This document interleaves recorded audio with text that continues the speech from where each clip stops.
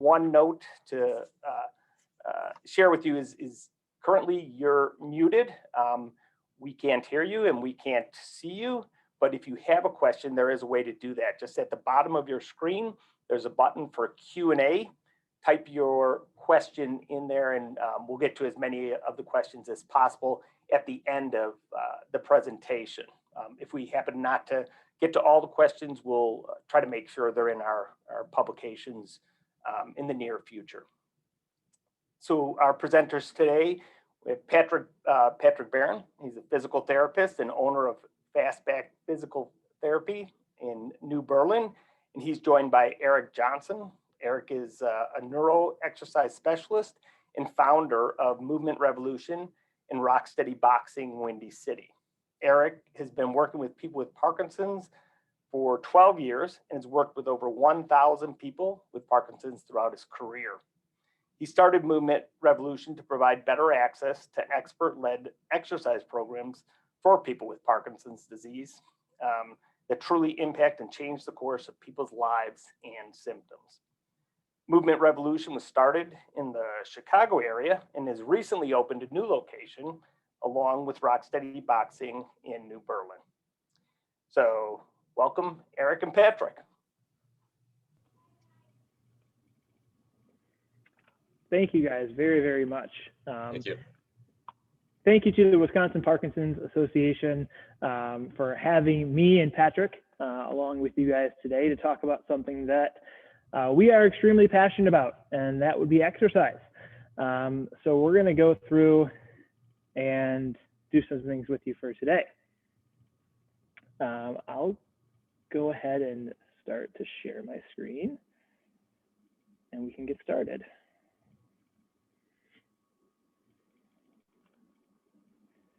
All right. So today our topic that we're going to be discussing is comprehensive exercise for Parkinson's disease. And as we just heard, I think all of us know how important exercise is and hopefully have received some of the benefits from doing exercise and becoming more physically active. As mentioned, I've been doing this for quite a long time, and I've devoted my career to helping people with Parkinson's disease live better in the community through exercise, because I feel so strongly have been seeing so many great benefits from the people that we've been able to impact at Movement Revolution and Rocksteady Boxing. So what I want to cover today is just kind of looking at total wellness for Parkinson's disease. So this presentation is on comprehensive exercise or comprehensive wellness, and that it's not just about exercise. That's a big key component of it, but we'll be talking about the other things that are really important as well, like establishing a comprehensive care team. We're going to discuss why exercise works. What is it about the exercise that actually helps you? The barriers and motivators to exercise, what types of exercise work, and how to effectively engage in an exercise program beyond today. So that's the big goal. The big goal is hopefully to teach you guys something you didn't necessarily know before attending the presentation today, but then really, Patrick and I, our main goal is to really help you effectively become more active, or maybe tweak something with that workout routine that you already have in place. So what I first want to talk about is we really want to build a program that's focused on you, the client, the person with Parkinson's disease. And we structure this total wellness model. I think it's something that's really important for us to discuss before we even get into exercise, but really understand what are the key components of your wellness routine that we should really emphasize no matter where you are exercising. So these are the key components that we really build or try to build into our exercise programs, both at Rocksteady and at Movement. And I encourage all of you to do that, but we really want active collaboration, and we're all working for you. I think that's the main point, is like, whatever you need, that's what we want to help you provide, and at least connect those members of your care team. So active collaboration with community members like the Wisconsin Parkinson's Association, but your movement disorder specialist, your physical therapist, your dietitian, your sleep specialist. All of those people should be talking and collaborating with one another to really help you as much as we possibly can, to make sure that everyone's on the same page and working toward a common goal of helping you manage your Parkinson's disease better. When it comes to exercise, we really want to look at the research. There's a ton of research that's out there right now on the effectiveness of exercise. We need to pay attention to what you need to work on the most. So that's the customized, very symptom-specific approach, and how we can cater your exercise routine, the classes that you take, the virtual programs that you participate in, the individual things that you need to focus on the most. We need to really customize those for you to manage your personal symptoms better. But all of those things should be guided by what has been proven to be effective in the research. And there is research in a variety of different areas when it comes to exercise and PD to really kind of cater to whatever needs that you might need to be addressing. But this community of support and the network of support that you guys have through the WPA, but then also in your exercise classes, whether that's a rock steady class or a movement and dance class or a voice class, those are your tight-knit communities, and that community support and that social support is incredibly important. And I think one thing we've learned over the past year and a half is that we need that community, whether it be virtual or in person. So it sounds like you guys, we're gonna be getting back into some in-person classes, so that's really good. Eric, if you want to just go back 1 second. So Sure. Just the spin that I'd put on all of this, I think one of the reasons why it's very relevant for Eric and I to present together is the top thing, active collaboration. So Eric and I represent that exact ratio, the client, the clinician, and the exercise specialist. As a physical therapist, what I know is that if, as a clinician, I'm developing and issuing programs that you do on your own, once you go home and do that on your own, doing it by yourself, it doesn't stay as fresh as if you have somebody to really put their own spin on it and keep you motivated. So the teamwork side of it allows what I'd like to refer to as just a continuity of specificity. So like you've got very specific things that should be tailored to your individual needs. And then when you have a team that puts all of those together, you're going to continue the program and learn from each other. So the clinician will be learning from the client, but also learning from the exercise specialist like Eric. And then on the research side, the one thing that I think is so important to put out there, as a physical therapist with over 20 years experience working with Parkinson's, when I first started, what we used to do with people with Parkinson's has totally changed. And one of the reasons is research. But in terms of Parkinson's, one of the reasons why research has gone the way it has with exercise is because of people like Eric. So in this situation, while the medical community absolutely contributes and continues to contribute with Parkinson's, much of the current research came from programs like Rock Steady Boxing and the neurointensive exercise that Eric does. So medical providers have learned an enormous amount of information about how to manage Parkinson's, where now you see physical therapy sessions and other movement-based medical therapies trying to emulate the type of work that Eric does with his clients. And so I think that just shows where it needs to be a continuation of collaboration, and each discipline can actually use the information that's contributed by everybody else. And then on the community support side, it's really important from a programming level that you have access to places in your community that have enough variability in the programs that, number one, interest you, and number two, engage you. The psychosocial side of community support is essential. If you're not able to go and work on something that's going to benefit you as an individual and your Parkinson's, you're not going to engage in it. And so we want to be a part of that community wherever we fit. And we also want to help to direct you to whatever might be a good fit for you. So we hope to be able to engage that way. And then the last part of the circle there, just the customized system-specific approach. It really needs to be individualized. We promote group exercise. It's fantastic. But within that group exercise, it still needs to be individualized. And there's a number of reasons for that, but if you're just following along an instructor and it's not being tailor-made to your own needs, it's likely missing some of the impairments that are actually specific to your Parkinson's. So I just wanted to put those points in there, Eric. Yeah, absolutely. Thank you, Patrick.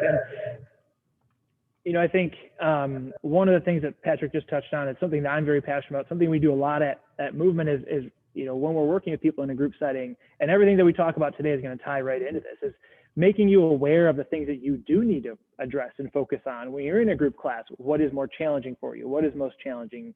And hopefully your coach helps you kind of figure out what those things are. But then a lot of those things we need to address more on an individual basis as opposed to a big group setting, which we'll kind of get into as we go here. But just to kind of reemphasize this comprehensive care continuum, like it is extremely important that there's this traditional model of healthcare where you meet with your doctor.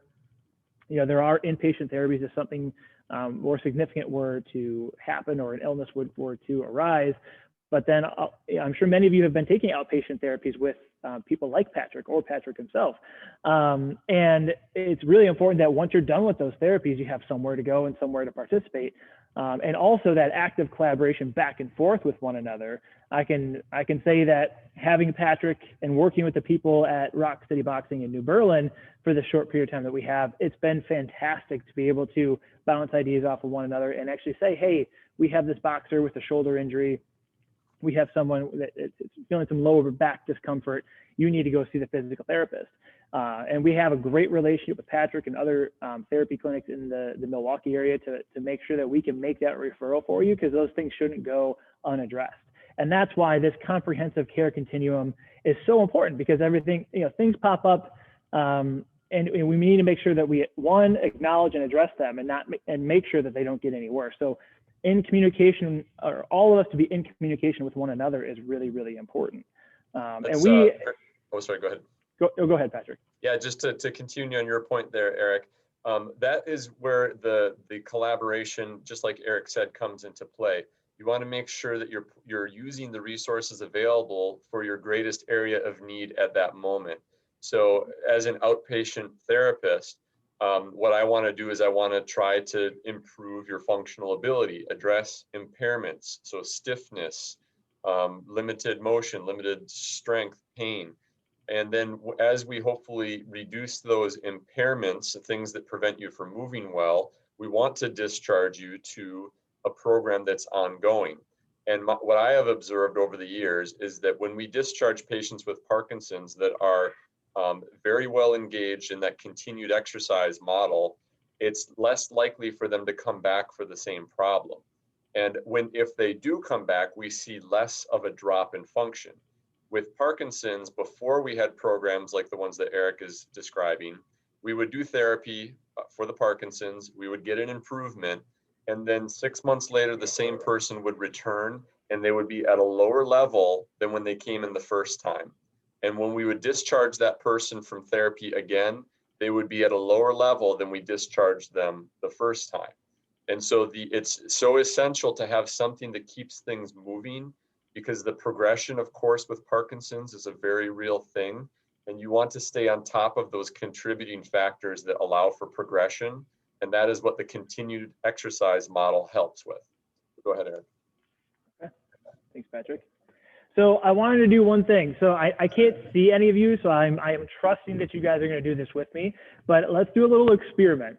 So just to yourself, on a scale from 0 to 10, how awake do you feel right now?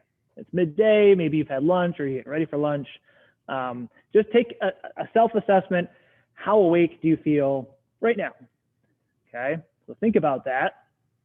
And now we're going to do a little bit of movement. All right, that's what we're learning about exercise, but we actually have to do exercise. All right, so I'm going to unshare my screen here. Actually, I think you guys can probably see me. So I'm going to lower my screen down. And again, I trust that everyone is going to do this with me, and it's only going to work if you do it with me. All right. So sitting in your chair, find a comfortable space. Make sure you have some distance to move around you, reach out in front of you. We're just going to do some basic seated exercise, but we're going to use our muscles and we're going to use our voices. All right. We got to do both. So one thing I want you guys to do, all right, is sit up nice and tall wherever you are in your seat. All right, nice and tall. And I want you to drive your arms up nice and high toward the sky. All right, all the way up, look up at those hands, and now throw them down to the ground. Okay, now raise them all the way up, look up at those hands, all the way tall, and throw them down. One more time, all the way up, big wide fingertips. Take note of those fingertips. Reach them up nice and high and throw them down. All right, now we're gonna reach across your body. Okay, so you're reaching with a hand across your body, and I want you to open up those fingertips really wide and look from side to side. All right, look from side to side. If you guys have done the big power moves, maybe in PT before, or the LSVT big, some of these movements might seem a little familiar. All right, so one more time, reaching around from side to side. Now, open those arms up, nice and big. Open up that chest, look up nice and tall, and push all the way forward, out in front of you. Okay, now pull all the way back, nice and big. Okay, now this is where we use our voice. All right, when you reach forward, you're gonna yell power. And when you pull back, up. Okay, so power, up. Power, up. As loud as you can, power, up. Two more times, power, up. One more time, power, up. All right, let's bring those hands in. I want you to kick your feet out in front of you. If you're at your computer desk, don't kick that desk. Just kick those feet nice and straight out in front of you. Now, this is where I would take note in a class. One leg might be kicking a little bigger than the other. One leg might be a little bit harder to kick than the other. You gotta pay attention to those things, and those are the imbalances that we need to focus on. Okay, let's go 3 more kicks, count them with me. 1, 2, 3. Now sit up nice and tall in your chair. We do some boxing here. Okay, I'm about to teach a boxing class in about 35 minutes. All right, so I gotta get warmed up just like you do. We're gonna punch 10 times straight out in front of your nose, right out in front. All right, 10 big punches as loud as you can. I want you to count them out. Use that voice. It helps you punch a little bit harder. 10 times. Ready? Here we go. 1, 2, 3. Louder. 4, 5, 6, 7, 8, 9, 10. Very nice. All right. All right, let's get back to the presentation. All right. I'm going to come back up here. I'll reshare my screen. Oh, we got to get back to my slide. There we go. So now, on a scale from 0 to 10, how awake are you now? What's different? How do you feel? How did that little bit of exercise change the way you feel, change the way you move? All right. When you engage voice, when you engage your body, your mind and your body to do something, it naturally wakes you up, right? We're going to talk about why that is here in a second. But this is a real life example right here on just how a little bit of movement, a little bit of exercise, if you did it with us, all right, can really help make you feel more alert, more awake. If you're feeling a little sleepy, you know, sometimes Zoom presentations, they can get a little sleepy. We're all a little tired of these things.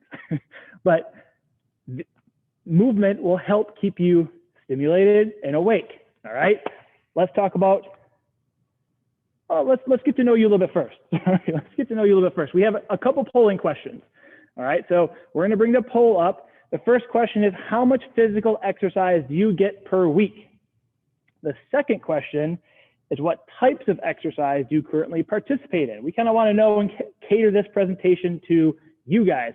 So go ahead and answer those polling questions for us, just so we can maybe speak to these things a little bit better. And some of the research we show that we'll look at kind of goes through some of these things as well. We'll take a few more seconds for you guys to answer those questions.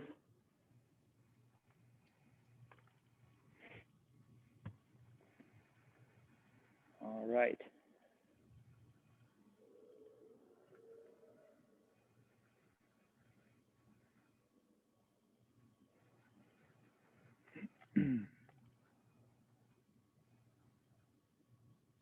Does the exercise they just did count as one time per week? No, that was only 2 minutes. Go to your class and then that counts. All right.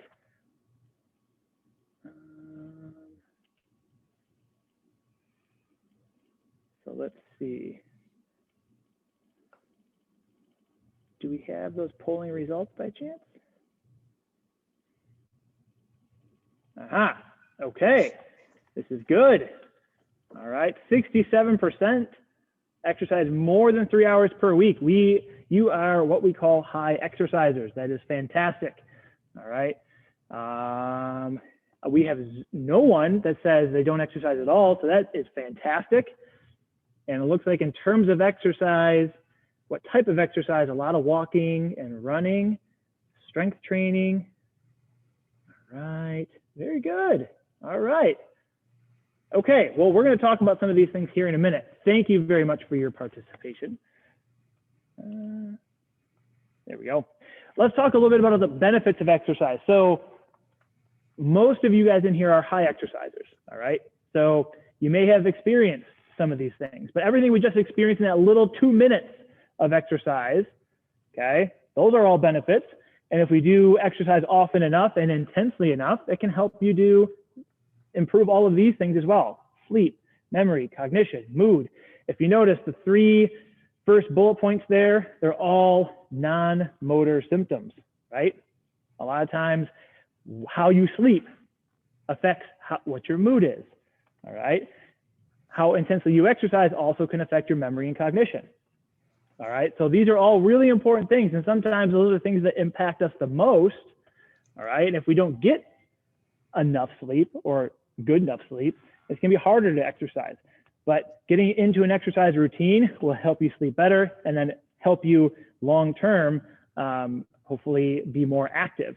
But big things we try to focus on in all of our programs and classes, and things for you to focus on, obviously, improving balance, reducing fatigue, reducing the risk of falling, and it truly makes your brain healthier.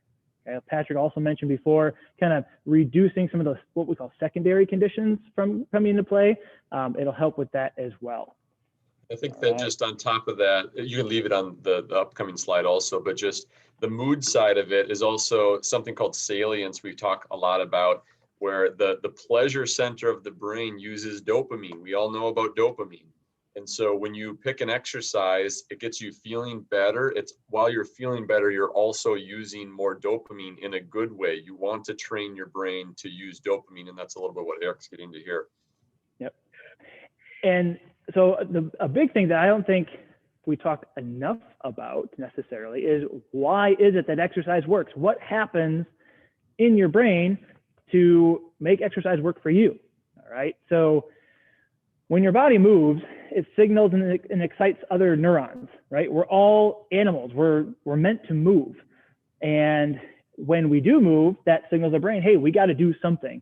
You know, before we had, you know, Amazon delivery and Zoom meetings, we had to go meet with people. We had to go, you know, do all these things for ourselves, or hunt and gather our own food.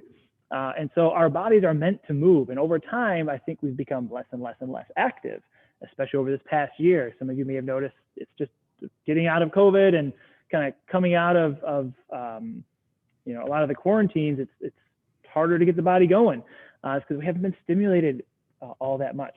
So anyway, it creates, when your body moves, it creates a chemical reaction that stimulates your neurons. So that little thing on the far left side is one of the neurons, okay? And when you excite it, it has these chemicals that go down what we call the action potential. And then at the end of that cell, there's this thing called a synapse. And that's where neurotransmitters are transferred from one neuron cell to another. And when we exercise, it can enhance the signal and the sending of chemicals down that action potential, and it can strengthen that synapse to help stimulate other motor neurons.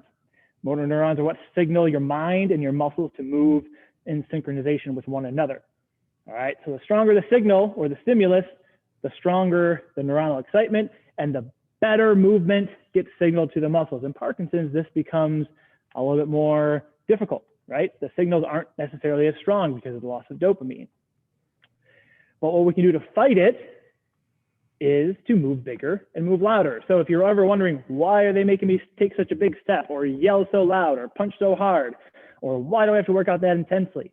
Well, because when you excite your body more, it excites your mind more, and it helps relay that signal from your brain down to those working muscles. So that's truly why we say big, loud, intense exercise works to combat the symptoms of Parkinson's. And it's kind of in a broad nutshell. Patrick, Eric's example there about previously about hunt and gather. Like, we're not in those times where we had to, unless you really want to, go out hunt and gather. But prior to COVID, you at least had to get in the car, drive to a restaurant, walk inside, step over their curb, negotiate a stair, pull open a door in the wind. All of those things require these action potentials through those neurons. Now to eat, if you want to eat out, you click and open your door and they hand it to you. And as one example, there are less neurons, less action potentials. You use less dopamine to do those types of activities. So that we can apply what he said in the movement in everyday life, but we can also apply it to exercise. Your exercise, if it's not as dynamic and challenging as it used to be in these times of COVID, you're not using as many neurons, which means you're not taking the full potential of those dopamine molecules. So it's really important to be challenging yourself, just like he said, big, loud, intense. And sometimes you're not able to do that on your own. You need a little bit of a push to get to that upper level of exercise exertion. Yep. Absolutely. Thank you, Patrick. And this whole idea of big, loud, intense exercise, if you guys have ever heard the phrase or the term neuroplasticity, that's really what we're trying to achieve. It is truly your brain's ability to change and adapt. All right. It reorganizes and reforms different neuronal connections in your brain. So people with a brain injury or people with Parkinson's, where parts of that brain or parts of that stimulation isn't quite there, we can do things to your body to help trigger this neuroplastic effect. And this is where a lot of the research most recently is really looking at why exercise is so beneficial and how intensive exercise is so beneficial. It's because the idea of neuroplasticity allows us to look at the brain and say, it can change. Even though my arm swing isn't as big as it was before I had Parkinson's disease, and it's really gotten kind of tight and stiff, if I move it enough and I stimulate my body enough, it can help improve that arm swing to be a little bit more natural, or your stride or your gait. Those are examples of how your brain kind of changes and adapts when you're exercising more intensely. This is that neuroplastic effect. And there's certain things that we can do to help enhance this neuroplastic effect. Regular exercise is one of the most important things. All the research that's looked at exercise in any modality or form to make changes in your body, it's got to be consistent. It's got to be regular. It also needs to be intense. Most of the recent research is looking at how intense your exercise is. That can help, create the more and improve the motor functions of your body. But there's also things looking at the neuroplastic effect of stress reduction and sleep. So things like meditation, yoga, Tai Chi. These are not super intense forms of exercise, but they really help reduce stress on the mind and stress on the body, which can help take what we call oxidative stress off the brain and off the body itself. And that can help the brain function and move better as well. New skill acquisition is also another great way to do it. So if you're not a musician and you decide you want to pick up an instrument and try to learn it, that's new skill acquisition. If you've never boxed before, I saw on our poll, we don't have too many boxers in the audience today. You might be a big walker and you've never boxed before. I wasn't a big boxer before I started our Rock Steady program. I learned the skills and it was hard at first, but as I did it more, I became better at it. And that new skill acquisition actually stimulates your mind to form new neuronal pathways to create better movement, but can truly enhance memory, prevent and slow cognitive decline, And there's a ton of research really going on right now, several phase 2 and phase 3 clinical trials looking at the effects of neuroplasticity. But if any of you guys are big readers out there and want to learn more about this, it's a fascinating phenomenon that is relatively new in the world of science. Within the past 10, 15 years, it's been studied a lot more. But this book by Norman Deutsch, The Brain's Way of Healing, is fantastic. It really, I mean, it's a book, so it doesn't summarize it, but it really boils it down into really digestive material to learn more about how you can achieve this neuroplastic effect. So really, really cool information. So Eric, just on that topic, one thing, as you hear this phrase or this term neuroplasticity more and more as you attend and research on your own, just to break the word down, neuro just means nerves, nervous system, the brain. Plasticity literally just means ability to change. So neuroplasticity being the ability of your brain and nervous system able to change. The thing to remember is that it can change in either direction. So you can do activities that require more neurons, which will cause your brain to develop more neurons. Or you can do less activity and your brain will say, we have too many resources going on up here. Let's start to stop sending signals to some of those neurons. And what happens is those neurons get slower, harder to fire, and you don't use them as often. Likewise, with exercise, he brought up the topic of walking. Is almost everybody in this group indicated they like walking. Walking is an incredibly good exercise. You should continue that. But if that is something that you have always done, you already have those pathways down. So you're not stimulating the creation of new pathways. So you either need to add something into that walk, or just like Eric mentioned, everybody can kind of understand if you start playing an instrument, it's a new skill. If you apply that thinking to exercise, adding more exercise skill into your current regimen, that is what really promotes the positive change, increase in neurons, as opposed to a stale program of the same activities at the same pace, which will over time cause a loss of neurons. Exactly. Thank you for that, Patrick, because I think it's a good distinction to make, because I think that example of the walking is really good. You might be walking a mile or two throughout the day, but you notice that right leg still doesn't pull through quite as well as the left.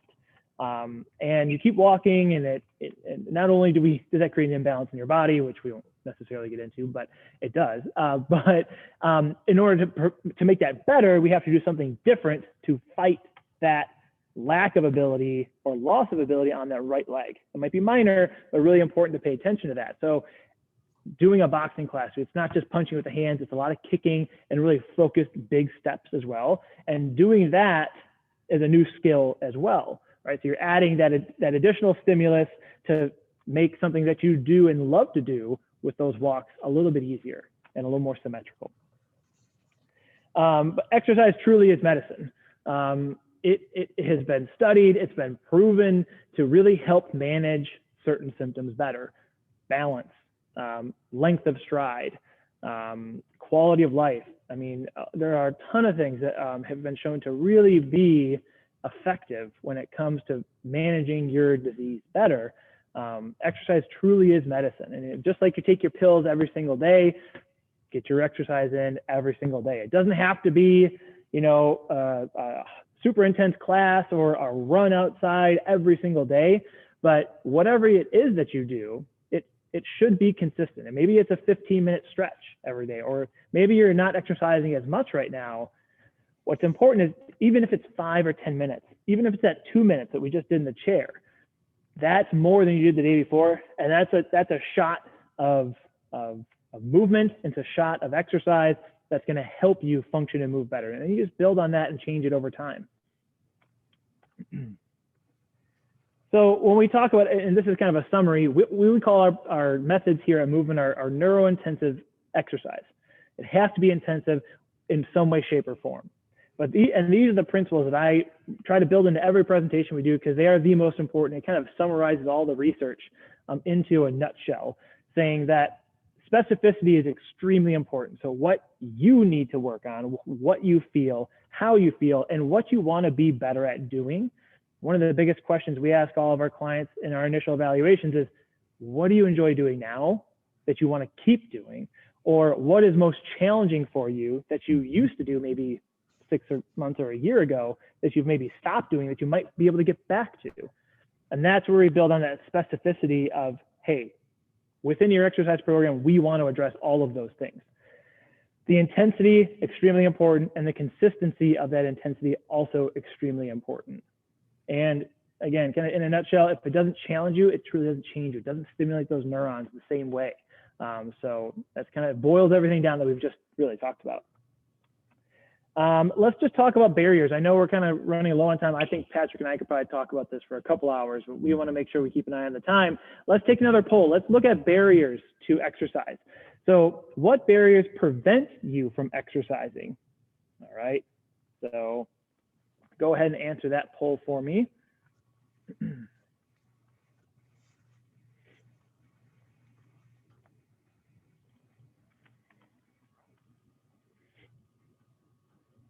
All right.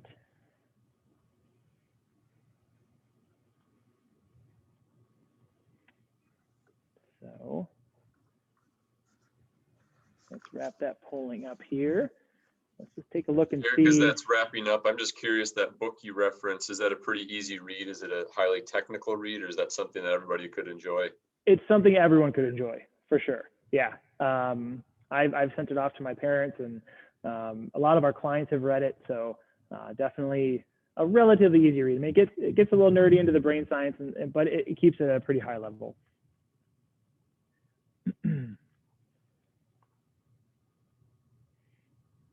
Okay.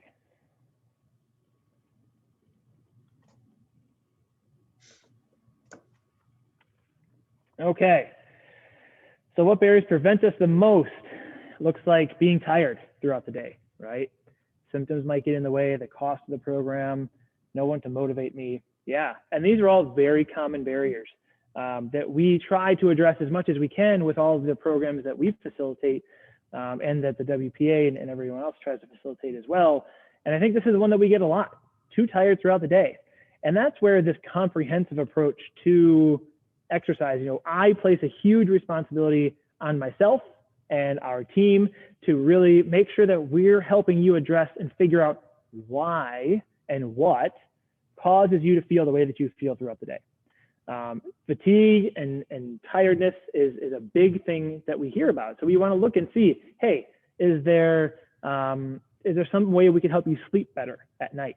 What is it about sleeping at night? Is it restless legs? Is it just I wake up and I can't fall back to sleep? Is it getting up to go to the bathroom enough?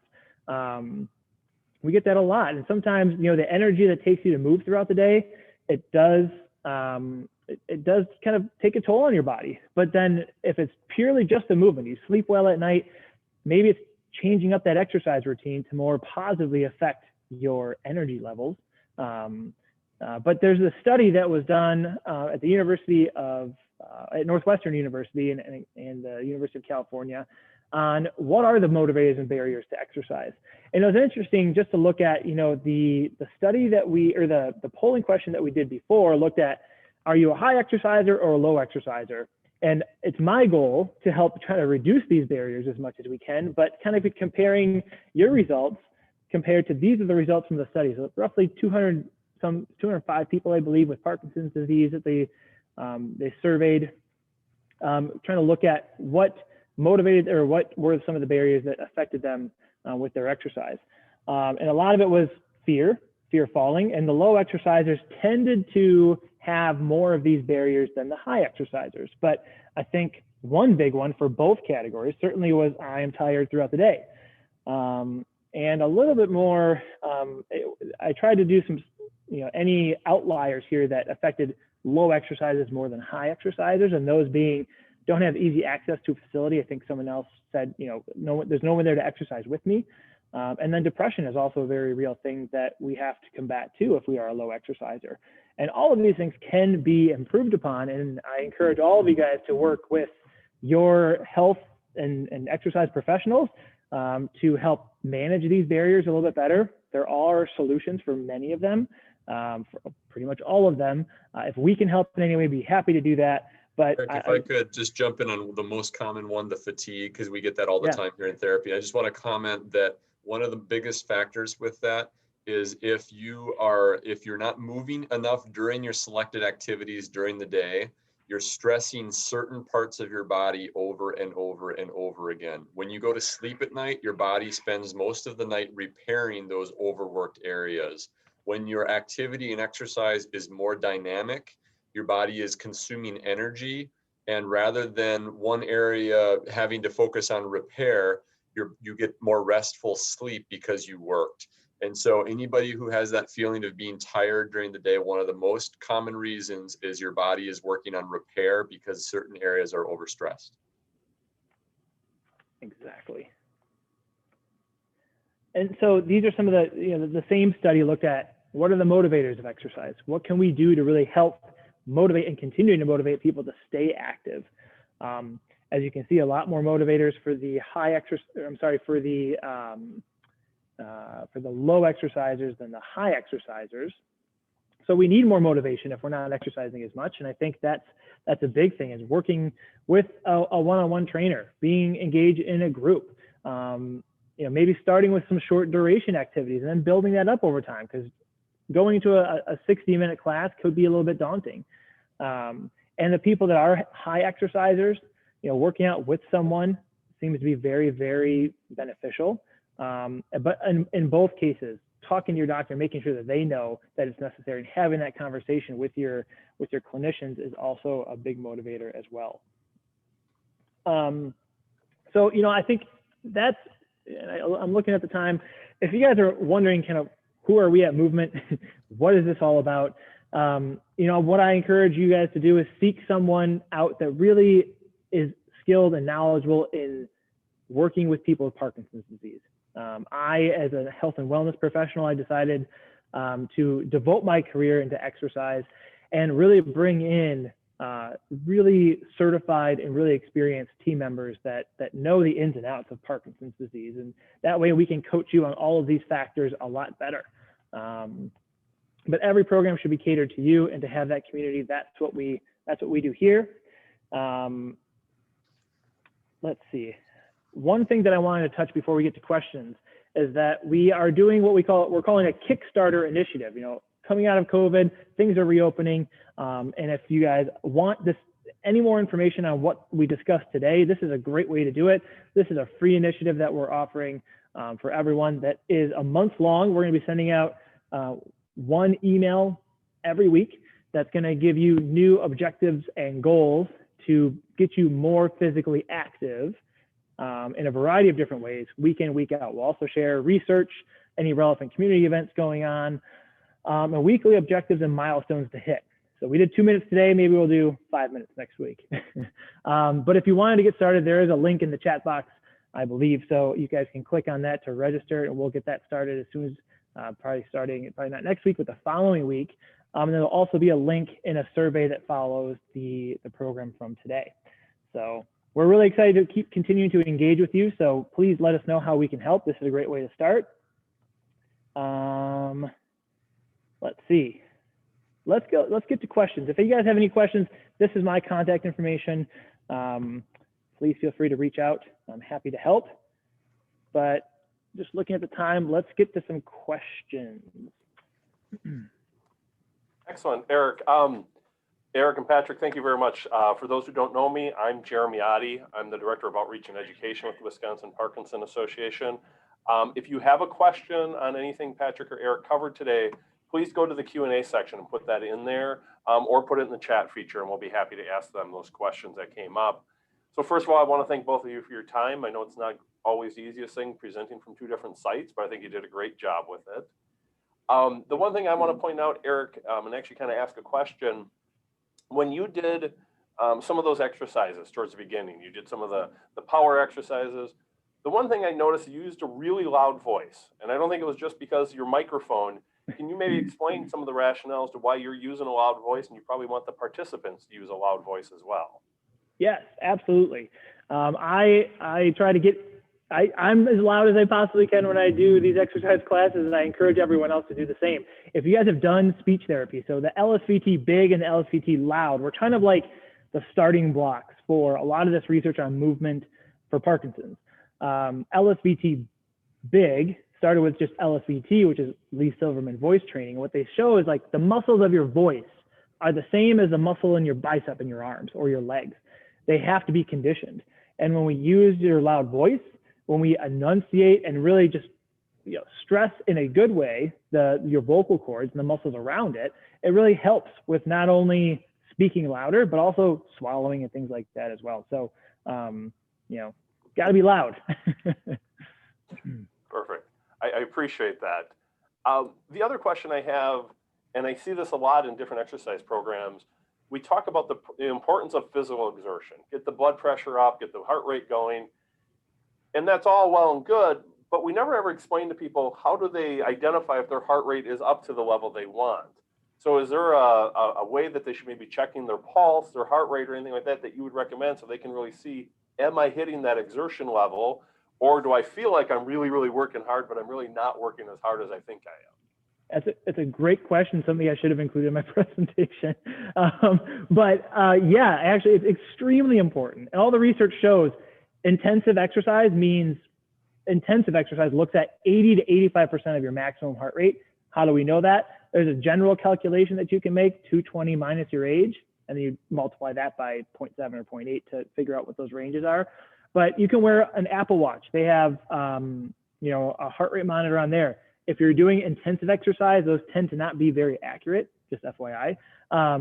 So they do have heart rate monitors you can wear around your chest. Those are the most accurate.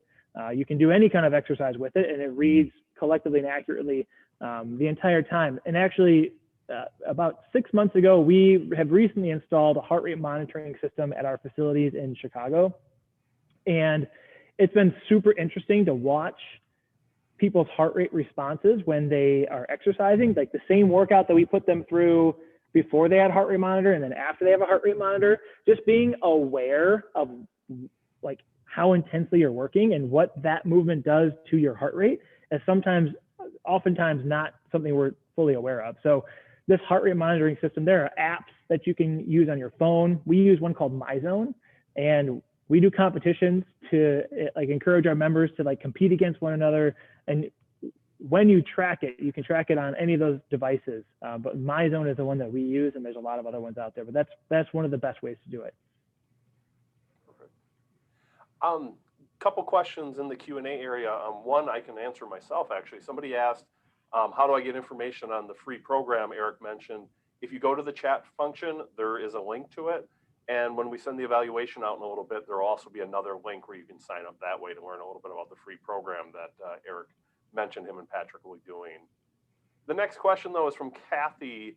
And she asked, how can I get a weekly or daily guide or program for exercising? But she's looking for something via TV or online program that she can do from home. I know we talked about, we have a bunch of things on our website, but are there things that you recommend to people who maybe can't get out of the home but want to stay active? Absolutely. And during COVID, I think we transitioned right away over to a lot of virtual initiatives. And so our main goal was, when COVID hit, is to not compromise people's ability to remain active either one-on-one or in a group setting every day as much as they need to. So on our website, we have a couple of videos on there as well that are free of charge. On our YouTube page, there's a few videos up there as well. And we do a lot of individualized Zoom training sessions with individuals. And we also work with other people that want that daily routine. Hey, what do I do on Monday, Tuesday, Wednesday, Thursday? As your personal coach, that's the priority that we have, to really build that tailored program for you from Monday through Sunday. And so that's something that we can help you out with. There are some other online exercise programs that have videos that are posted. We post at least 2 new videos a week on, boxing or strength training, core stability.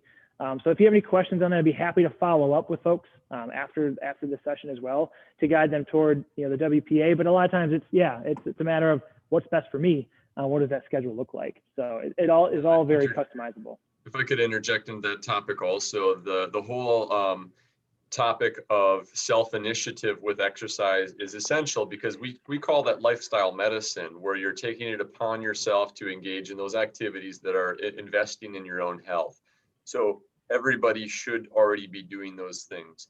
Just make sure, if anybody does that, where it's a self-selected exercise program, keep in mind that you have your own level of awareness, which is not going to indicate to you the specific areas that you need to advance into in terms of exercise. And what that means is you won't necessarily have an awareness of the things that are deteriorated because of Parkinson's. This is kind of like if your spouse nudges you to sit up, or, hey, lift your feet up more when you walk. Somebody else is going to have that awareness before you will. That is one of the components of Parkinson's, is not necessarily be able to internally see those things. So if you are doing self-selected or self-directed exercise, that's fantastic, but you should have some base means of checking in with a person, an exercise professional, that has the ability to tell you if you're hitting the mark, the range that you should be hitting. Otherwise, you're just not getting into that Parkinson's exercise zone that's so crucial. One of the other things I just want to quickly follow up with is, along with this initiative that we're going to be doing with the emails, we are also going to be offering people that attend the webinar for today to check in with the team, our team in New Berlin, or virtually with us with an initial assessment. We do that for all of our clients. And one of the things I can't stress enough, and some of the things that Patrick just touched on, is that's kind of the starting point for building that comprehensive program for yourself. So that's what I'd certainly recommend. Sounds good. Well, last question I'm going to ask, and I'm going to aim this one at you maybe a little bit, Patrick. You talked about, one of the questions you asked was, why aren't you exercising? What's preventing you from getting into exercise?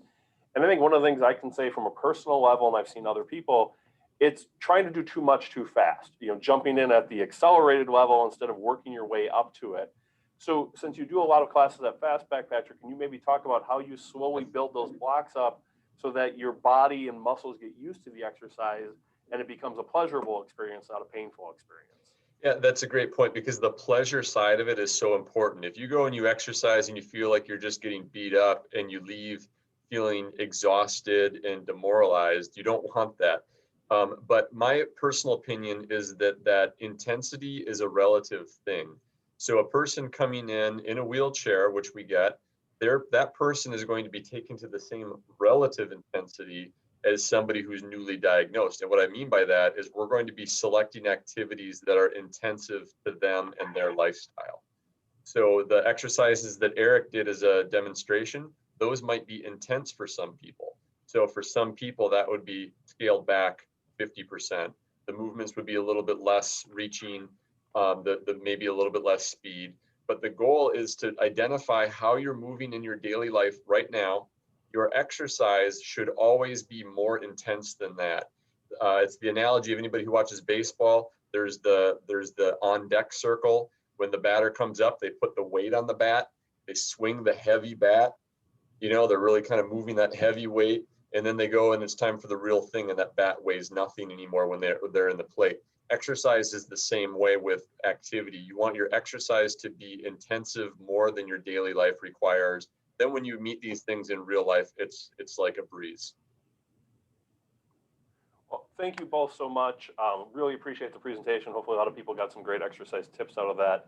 With that, I'm going to have Gary Garland come back in and say a few closing words, but thank you both. Thank you. Yeah, I definitely want to echo that. Thanks, Eric. Thanks, Patrick. Great information, very practical, as well as backed by good science. And I hope folks took away a lot of stuff.